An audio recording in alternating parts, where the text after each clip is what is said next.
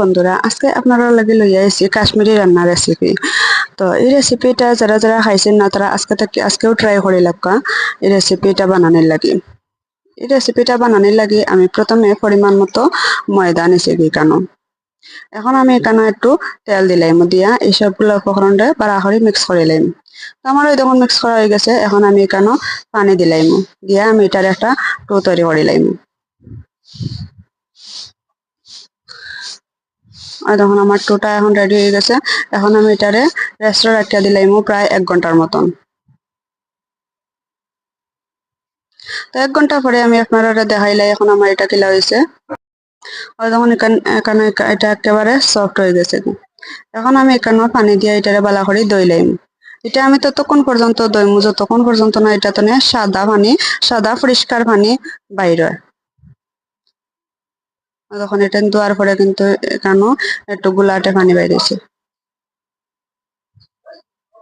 তো এটা আমি পানিগুলা ফেলাইয়া আবার পানি এড করবো, ওরকম করে এটা বারবার এটা দই। যাই হোক লাস্টে তখন আমার এটা পারফেক্ট দেওয়া হয়ে গেছে গিয়া। এখন এটা তো আর কিন্তু গোলাটে পানি বাড়ান না, পানিটা একেবারেই পরিষ্কার। এখন আমার এটা দেওয়া হয়ে গেছে। এখন আমি এটা তুলিলাম।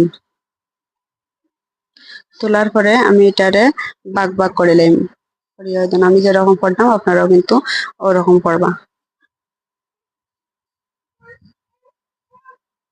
করার পরে আমি এখন এটা সিদ্ধ দিলাম। সিদ্ধ দেওয়ার আগে অবশ্যই পানির মাঝে আপনারা পরিমাণ মতো লবণ আর হলুদের গুঁড়াও মিক্স করবা। আমি এখানে 1 চামচ হলুদের গুঁড়া আর লবণ দিলাইছি। দিয়া পানিটা যখন একটু গরম হয়ে যাচ্ছে তখন আমি সবগুলা সবগুলা গুলা ছাড়ি দিছি। ছাড়িয়ে এখন আমি এটা ডাকিয়া দিলাম। এটা আমি এখন সিদ্ধ করবো প্রায় 1 ঘন্টার মতন। আধা ঘন্টা তো 1 ঘন্টার মতো সিদ্ধ হওয়ার পরে তখন এটা একেবারে ফুলিয়া কতক্ষণ বড় হয়েছে। এখন আমি এটা পিস পিস করে কাটি দিব।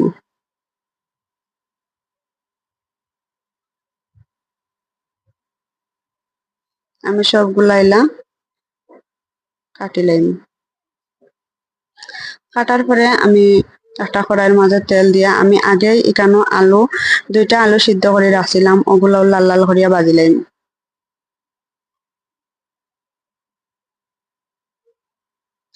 একটু হলুদ আর লবণ দিয়া তখন আমি এটা ভাজি লাইলাম। তো আমার এটা কিন্তু একেবারে লাল হইয়া আসছে।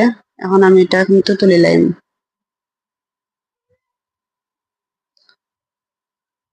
এখন আমি আবার কড়াইয়ের মাঝে পরিমাণ মতো তেল দিলাম। আমি যে কাশ্মীরি গুলা পিস পিস করে কাটিয়ে রাখছিলাম ওগুলো ছাড়িয়া এটা বালা করে ভাজিলাম। যখন আমার এটা কিন্তু এক পাশ হয়ে গেলে আমি আর এক পাশ উল্টাইয়া দিব। উল্টাইয়া দিয়া দিয়া এগুলা কিন্তু ভাজবো। সব সাইড ভাজা হয়ে গেলে একটু ভালোও লাগে, দেখতেও ভালো লাগে, খাইতেও ভালো লাগে। যখন আমার এটা কিন্তু এখন পারফেক্ট ভাজা হয়ে গেছে গিয়া, তখন আমি এটা তুলে দেবো। তোলার পরে আমি এখানে পরিমাণ মতো তেল দিয়া কয়েকটা গোটা শুকনা মরিচ ছাড়ি দিই। ছাড়িয়া যখন মরিচটা একটু ভাজা হয়ে আইব তখন আমি এখানেও গোটা জিরা দিলাম, কয়েকটা এলাচও দিলাম, দিয়া আবার এটা একটু ভাজিলাম। আমার এটা যখন ভাজা হয়ে আইব তখন আমি এখানেও 1 চামচ আদা বাটা দিলাম।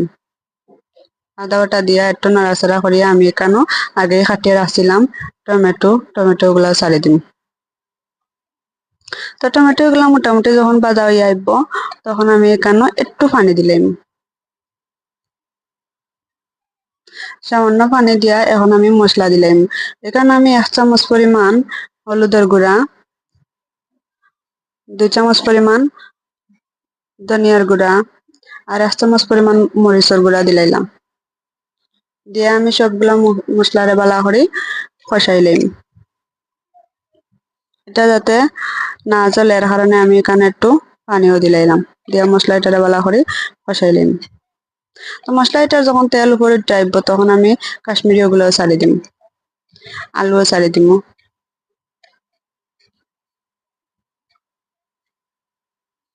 যেহেতু এগুলা আগেই ভাজা করা আছিল তো আমি এখানেও একটু কম আছে এটা ভাজা করবো। এটা যখন কালারটা যখন চেঞ্জ হয়ে আইব, যখন মশলা ওগুলা মিক্স হয়ে যাব গিয়া তখন আমি বুঝবো যে আমার এটা ভাজা হয়ে গেছে গিয়া। এখন আমি এখানে পরিমাণ মতো পানি দিলাম।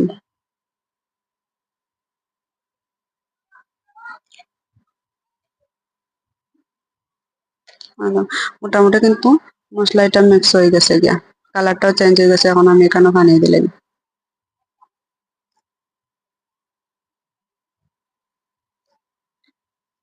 তো এই রেসিপিটা আপনারা যার যার ভালো লাগে তারা অবশ্যই কমেন্ট করে জানাইবা আপনারা কাছে কিরকম লাগলো। আমার এটা যখন জাল হয়ে আইব তখন আমি এখানেও 1 চামচ জিরার গুঁড়া, 1 চামচ গরম মশলার গুঁড়া, কয়েকটা কাঁচামরিচ কুচি আর 2 টেবিল চামচ ঘি অ্যাড করিলাম। ঘি অ্যাড করিয়াও আমি এখন এটা লামাইলাম। আমার এটা কিন্তু এখন হয়ে গেছে গিয়া।